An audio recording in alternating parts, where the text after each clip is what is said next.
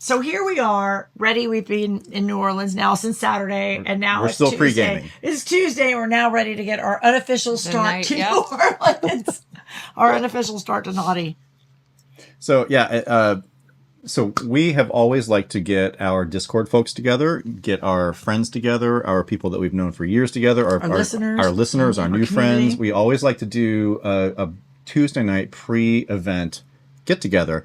We don't ever do anything that's unofficial during the event because we don't want to compete with time. We don't want to take time away from the actual event itself. So we always do it on Tuesdays. Mm-hmm. So Tuesday night we had just a get together for our Discord group and our listeners and friends at Fetiche, which we Crimson and I had never been to, but Myrina and Phoenixx had been to in January. So back to January. Yeah.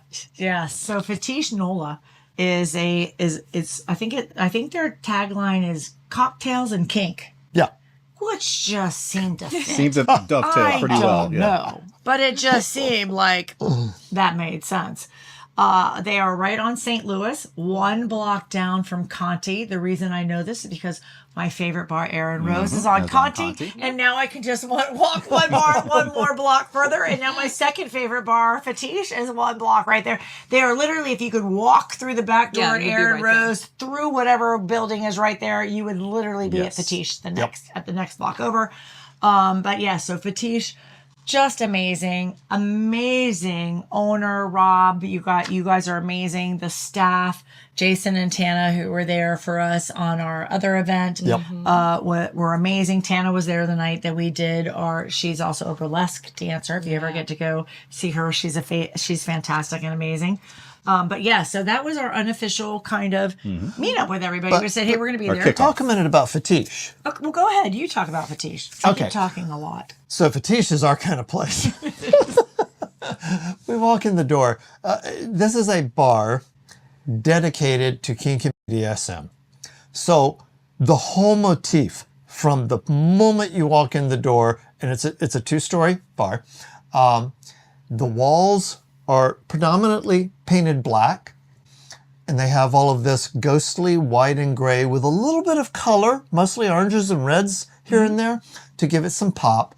And one of the things that I did all during both of our events there, when I would take people upstairs, we'd walk upstairs and we would hit the landing and then we'd hit the top floor. And I would say, now turn around and look at the wall behind where you just walked up, because as you're walking up the stairs, the wall's right here.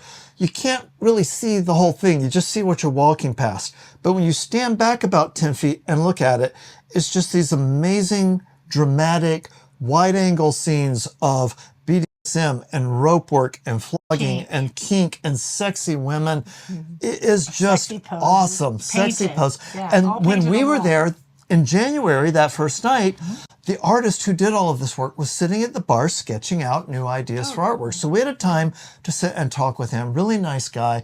But the artwork is just amazing. So the downstairs is just kind of a nice, quirky bar.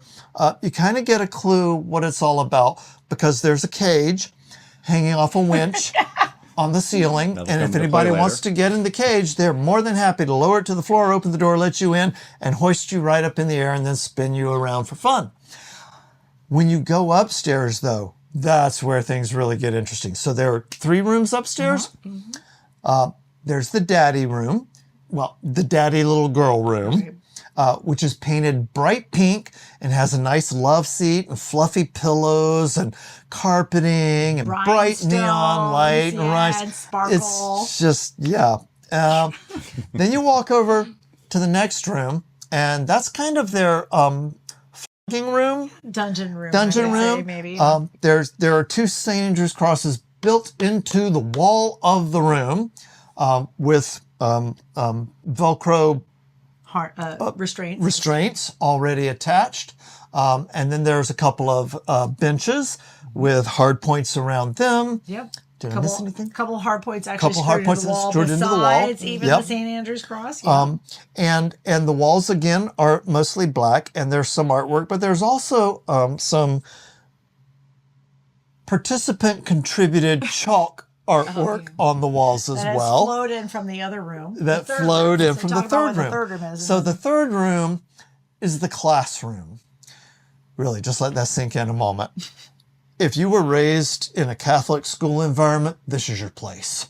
It's dark and dingy, and there are very old school desks sitting around.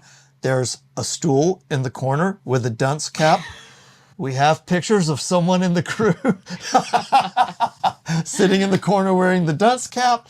The walls are almost all chalkboard painted, and you are encouraged to express your frustration, angst, pain, horniness, yeah, whatever, sluttiness, dirty talkedness, all over the wall. So there's years of just all over the walls already. I was thinking more Pink Floyd, The Wall, not yeah. Yes. No, that's a great analogy. Well, okay. Well, it does work. It does work. Yeah. Okay. Graffiti style. Yeah. Graffiti style. Yep. Yeah.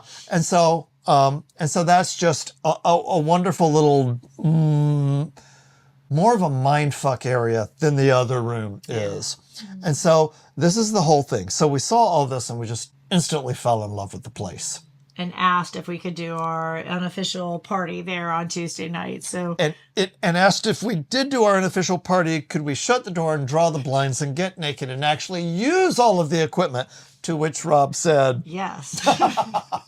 But we decided to not do it that night. It didn't get that wild. Yeah. But we can if we wanted to. So that's good to know. We did get a little saucy on Friday when we went back for the official meet and greet. We'll talk about that a little bit. But it was really great. And again, another great space to visit. It is 2 stories. I do want to point out that because we do love them and we want to support them, great drink specials. They have a small balcony outside, but you can go upstairs and you can go out on the balcony. And then there was really good food. Yeah. Smoked meats guy, and I forget his name. But he has tacos and quesadillas and burgers and things. And we had the Tuesday. It was Taco Tuesday, so there's like $2 tacos. Cannot beat that place for $2. It was delicious. And so go there on Tuesday and other days too as well. We got food on the other days. But Fetiche Nola. It's Fetiche. It's like fetish, but Frenchified. Because it's the French culture, so they Frenchified the name. And according to the story we heard, there was actually a little bit of distress at naming the bar Fetish. Yeah. And so we were told, well, I just spelled it differently and put an accent on the end. Everybody was happy. Put the E on the end and an accent on the I. And he's like, Fetiche. Okay, good to know. Good job.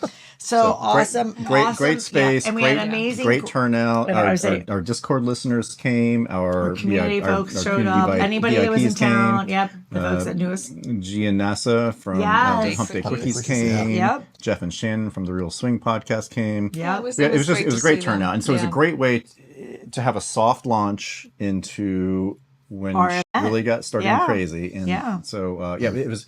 Which is why we love to do it this way, so that we can kind of have a downtime almost, and have just an unofficial and relaxed and personable. It's about the only time we really get to with our friends. Spend with people. Yeah, it really is. It really is. A tiny bit of a less chaotic environment. Yeah. Usually we're running around, so it's nice to be able to. So it was great. That time. Yep. So if you ever come to New Orleans for Naughty New Orleans and you want to join us, make sure that you reach out and you'll be invited to join us.